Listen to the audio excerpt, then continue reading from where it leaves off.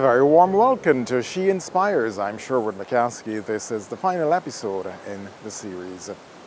This evening we celebrate the legacy of a phenomenal Barbadian woman, Patricia Nehaul, a trailblazer in the tourism industry. She led Barbados' first formal and national effort to attract visitors to our shores, heading the Barbados Publicity Committee that later became the Barbados Tourist Board. But beyond her professional achievement, she was a dedicated mother, mentor, and a nation builder. Through the eyes of two of her children, we will learn not only of her remarkable contribution to Barbados, but also the lasting impact she had on their lives. This is She Inspires, the story of Patricia Nehaul, her vision, her passion, and her enduring influence. She was really not a person that showed praise to us, meaning if you did a really good thing, I wouldn't say she wouldn't say that it came off really well or stuff like that. But my mother expected that whatever you did to the best of your ability. And there was no necessity to be praising you for doing this job, because that is your job, to do it to the best of your ability. And I'm afraid that is how she was. You know, you come home with a B or B plus or A minus, and she'd say, but you could have got an A plus if you got an A minus. That was my mother. You were supposed to do the best that you can do. There are no options. You don't need to be praised to do the best. You have to do the best that you can do. You have to give it your all from the start. That was what she was like, you know. I'm not saying that she was a mean person, but that was how we grew up. My mother worked with the Barbados Publicity Committee, and my father was a builder. He built a lot of stuff. The interesting thing about their relationship was that they never talked about it. So my father came to Barbados from Guyana, but even I don't know how they met. So it's not something they talked about in those days. My son asked me the other day if she was there for us all the time. And I don't remember any time when we did not see her, although she traveled a lot and so on. I don't remember that she was absent for any length of time. She was definitely, I can say, first and foremost, a disciplinarian. You followed her rules. And I think everybody that knows my mother knows she had certain standards that you had to live up to, which when we were younger, we thought was just the most horrible thing. No other parent was like that. But as we come to get older, we realize we had a very, very good upbringing, taught us the right way. And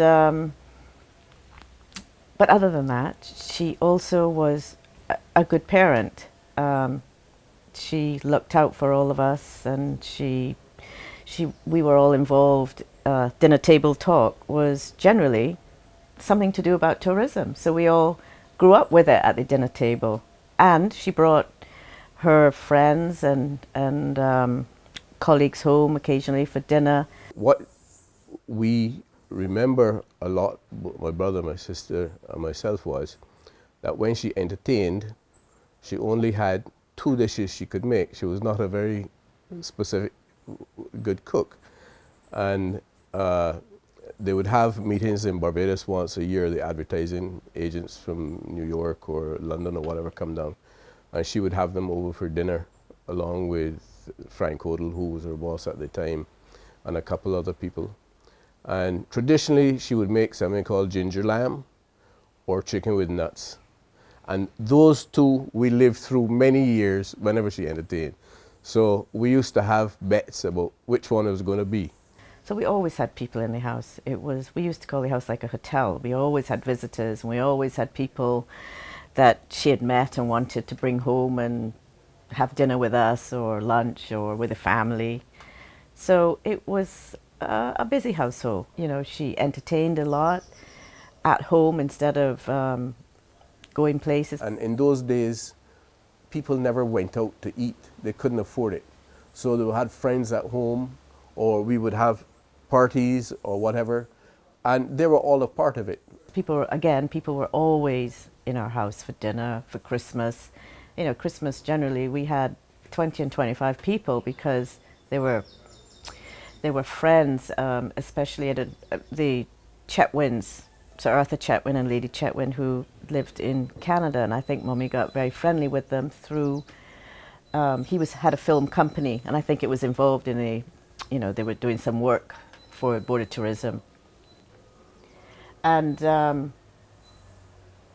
they got to be very good family friends, and they were always, they lived here in the winter, and they were always part of our family then, and they were more like them, that, were just really good friends that were always there. Because in those days, parents were part of the kids. There was no Facebook, there was no telephone, there was no, you understand what I'm saying. And therefore, it was family that was very important. And both my mother and my father were a part of it. More her than him, because she was the more sociable. Daddy was very quiet. He wasn't chatty like my mother was. He was very social also. People say, but I remember your father, he was so much fun. But he was generally very quiet around the house. Yeah, we talked as a family and stuff, but he wasn't a big talker.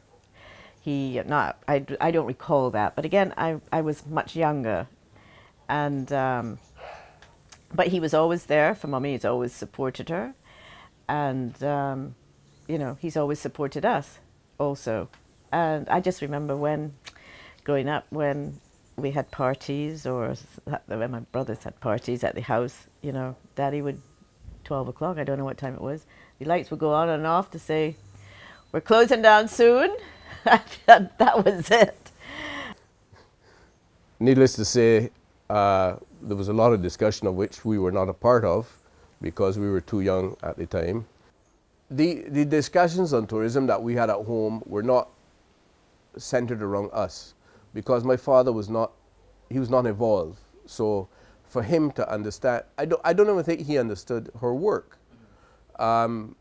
He was involved in his thing. As you know, in those days, there were manly things and there were other things, right? So he was not involved so much. It is more people who came as visitors, whether they were tour operators they were entertaining at the house. That is where the discussion was.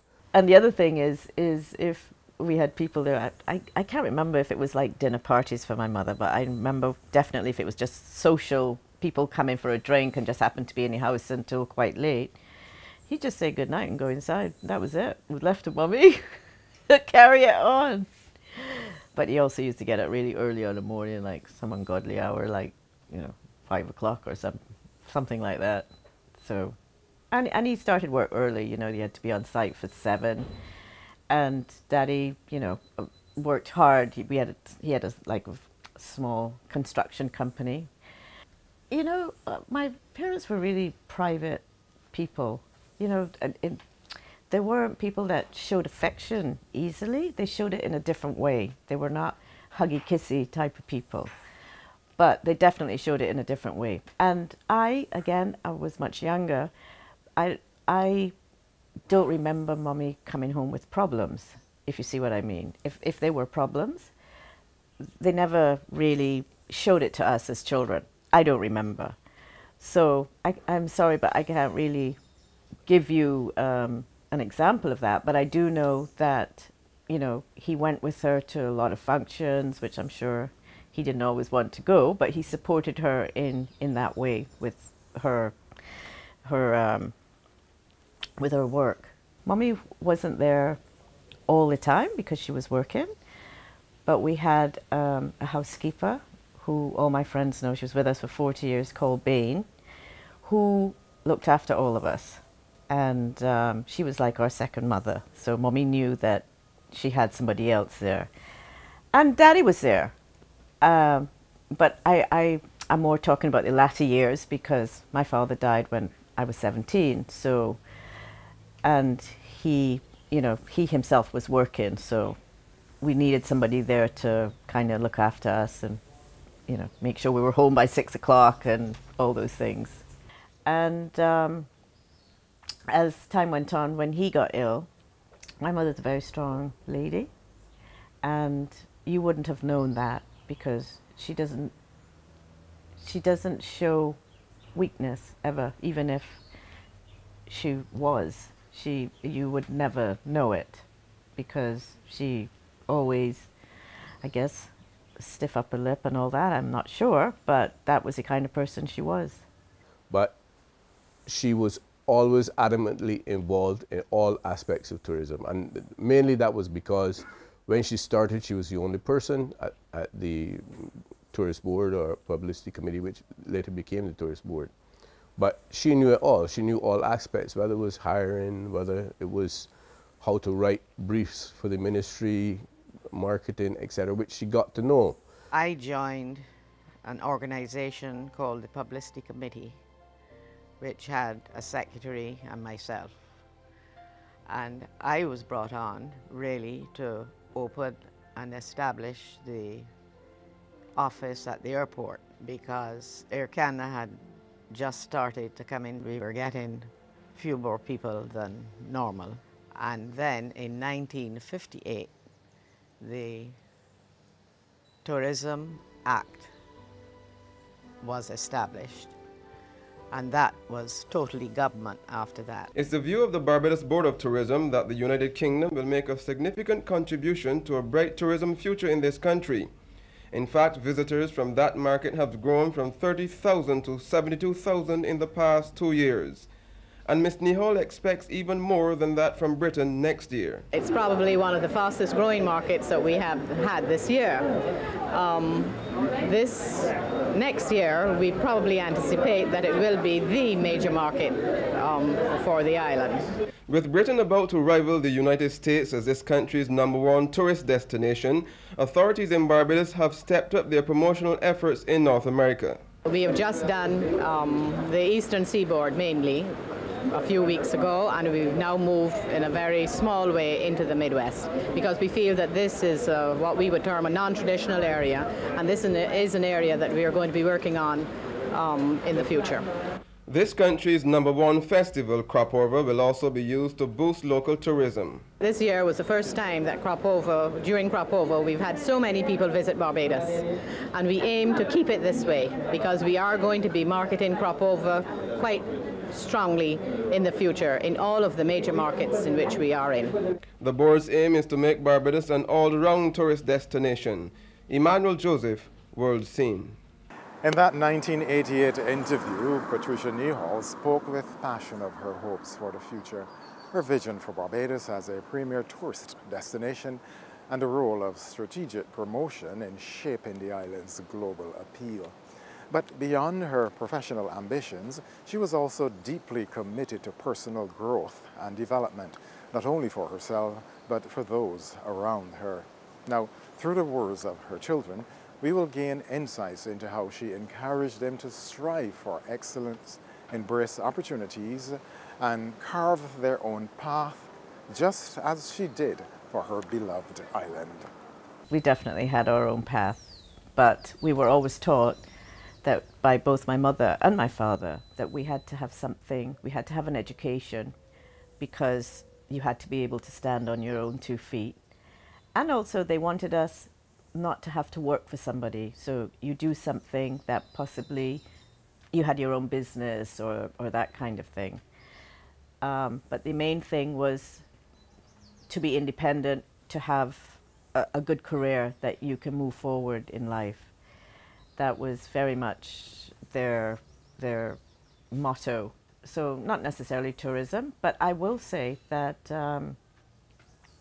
I think that we all, because of the experiences of people at home or mommy dragging us out somewhere, that would usually mean, not my brothers so much, I learned to talk to anybody about anything. You know, you put me in a room of people I don't know, I'm fine because I've managed to learn that from her, you know. It just was something that she did naturally, and we all, Andrew very much the same, and Patrick, yes, that we can talk to anybody, no matter from where or what. There's always something in common, because we're all human beings, to be able to start a conversation and have some fun. And, you know, I remember when I was at Queen's College and they had PTA meetings where the parents used to come to meet with the teachers. And, you know, for us as students, it wasn't really about how well we were doing or not doing.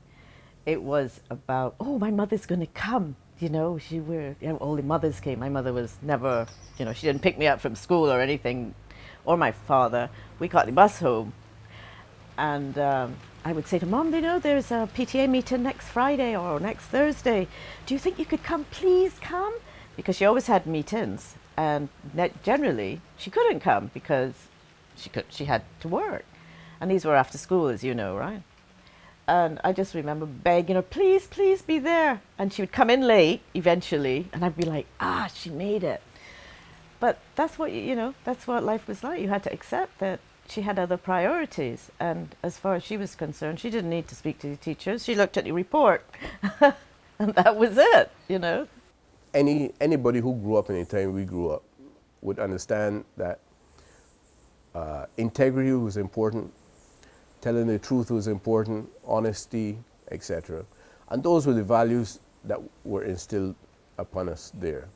My mother felt that Barbados had a lot to offer to any international visitor, whether they spoke Portuguese, whether they came from Brazil, or whether they were French or English or Dutch or whatever. We have something here for everyone, and that cannot be said for the rest of the Caribbean. We need, basically what we need is a piece of paper and draw a line in the middle and write the positives and the negatives. And I can assure you that she always felt that there were triple, quadruple more positive things about tourism than any negative thing anybody can say about it. I am proud of that. I'm proud of the hotel registration and the, you know, the regulation of hotels and all that, which she started, and the food. I think she played a part. I'm not saying she did it. She played a part in getting those things started. And I remember many dinners. She had somebody down here called Mr. Vine, an older guy from, I think, the Automobile Association, but I'm not positive. He was down here for a few years, you know, checking all the restaurants and that kind of thing. And if Mommy couldn't go because she had a meeting, because he needed to go to dinner with somebody, I used to get dragged along. So I knew Mr. Vine very well because we used, just so he had somebody to chat with when he go out. And I have to say, I did enjoy the food. And yeah, so I think, so I was involved in her life a little bit in that way, you know, and I was happy to do it. And I learned a lot about it because I learned about food. That's probably why I eat so much of it these days. I remember that the chefs that came down with the dining festival used to run courses for some of the restaurant staff, etc., to try to, I know her driving force was to try and incorporate local things into their menus. So there was a touch of Caribbean in there and what we produce, you know, the things that we produce. And in my opinion, as I said, I'm a bit biased, obviously, you know, it was the beginning of the change in the quality of food that we get in Barbados. And as you know, the food is amazing these days. There's no more fried fish that is hard.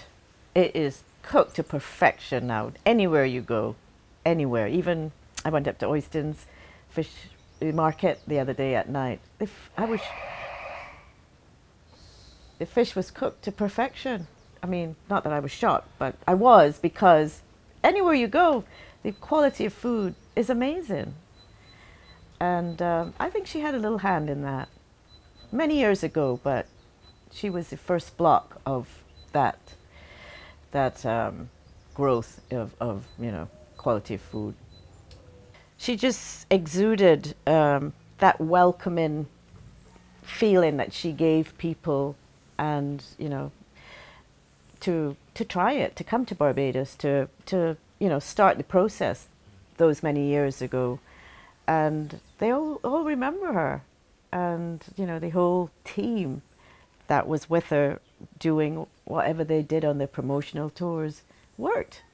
I mean, in those days, you know, they used to take the Merry Men, and it was a whole kind of fete, I think.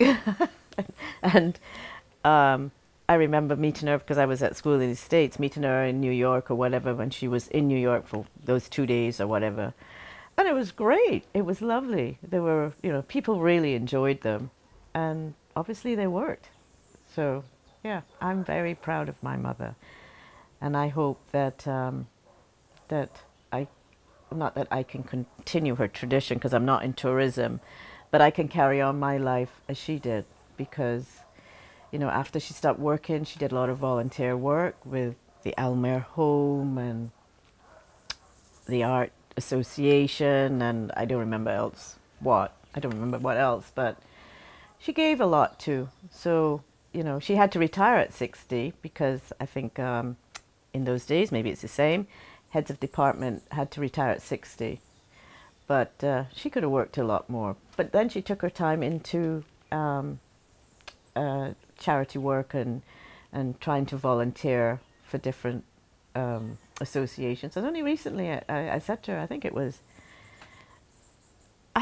January, but it could have been late last year. I said, "Mommy, you are still on the board for the Almer Home. What nonsense is this? You don't need that stress.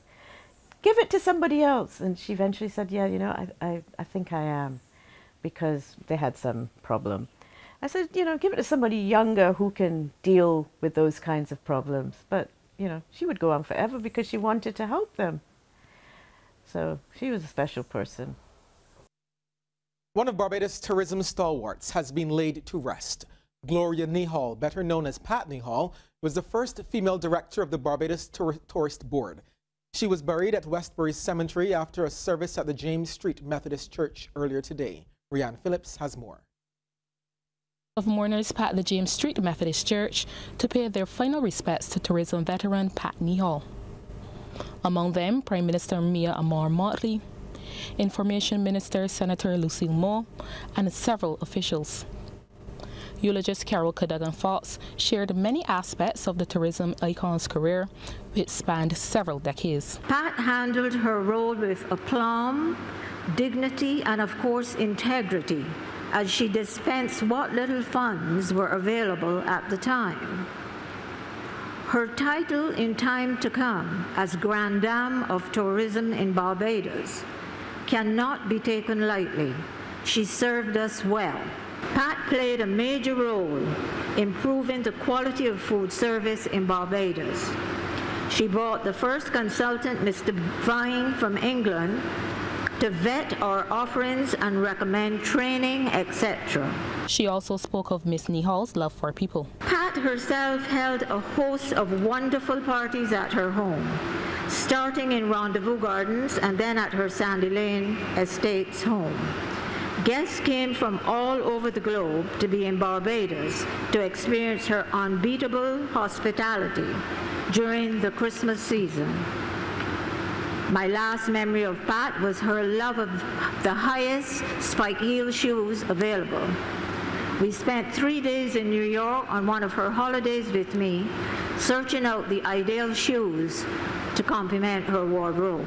Bishop Derek Richards reminded those gathered to be inspired by Miss Nehaul's contributions and seek to complete their earthly purpose. I am therefore challenging us to live in such a way that we do not leave behind an unfinished task. So understand the purpose for which God has called you and saved you and brought you into this world, and live out that purpose so that at the end of your life you would not have any regrets. Miss Nehaul was awarded the Barbados Service Star for her contribution to tourism. I was very touched with Prime Minister Motley's comment in the paper about this, mentioning the sacrifice that we had, that we gave also in it. And you know, it's something I never really thought about. I was very touched by it, and it made me think, and I thought, yeah, she's right. we did sacrifice a lot also because she worked, but I wasn't aware of it because she had to work. That's just how it was, as my father had to work. You know, we had to get along doing whatever it is that we did without them. And I thank her for that, because it opened my eyes to about the sacrifice that we did in her, you know, in her involvement with work. And I'll just tell you one other thing. I feel very proud, extremely proud. I mean, it wasn't my mother alone, obviously, but she's the one I know about. And I feel extremely proud. You know, people have been coming to me and say, how are you? You know, how are you doing since the passing of my mother? And to be truthful, I have been so proud of all the things that people have put in the paper about her, have called, have written emails. The comments are so amazing that I've not really had time to be really sad. I'm just proud. I'm just so proud of her. But I'm a little bit sorry that she didn't really know how people felt about her before she passed. Obviously, I'm a little bit biased, but I feel my mother did a lot for this island, and she did have. She was given accommodation from the Queen, or the Governor General, I think. But it's a pity that they didn't make more of her in her time, because I think she did a lot. As I said, I'm a bit biased, and people might think I'm not correct in that.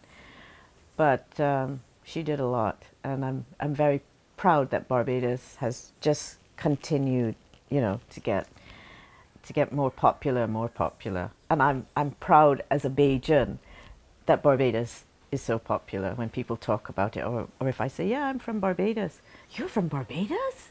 You know, they can't believe they're actually meeting somebody in wherever, in Europe or in wherever, that's from Barbados, because it's really looked up to. You go to Barbados on holiday, that's amazing. I would love to go there. And I keep telling them, well, you know, it's not really a holiday for me, it's my home, so it's different. Oh no, but that's a lovely island. So I'm pretty proud of being a Bajan too.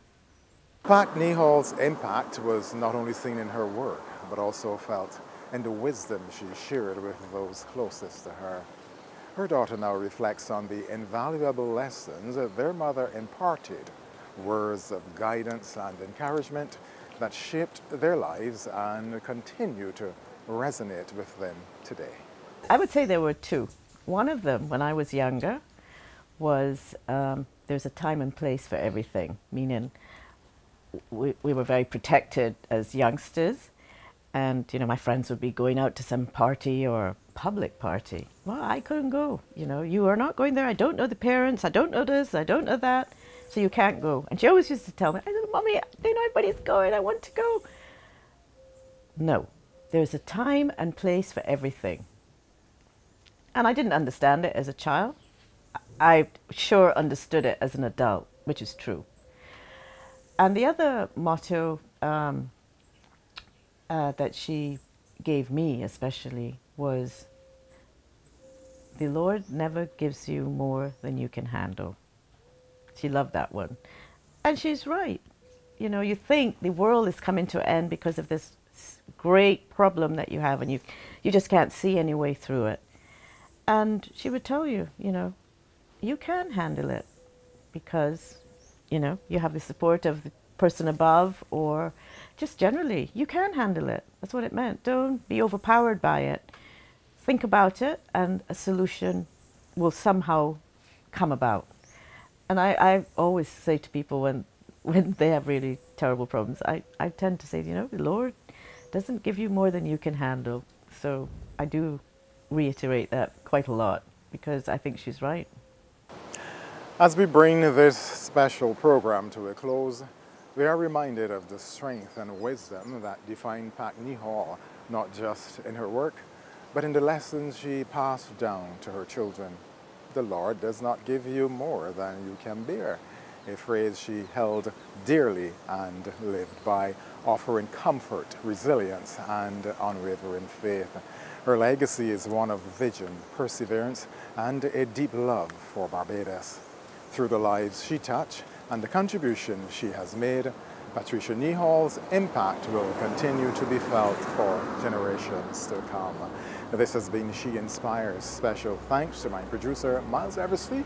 I'm Sherwood McCaskey, wishing you all of God's blessings. I'm gone.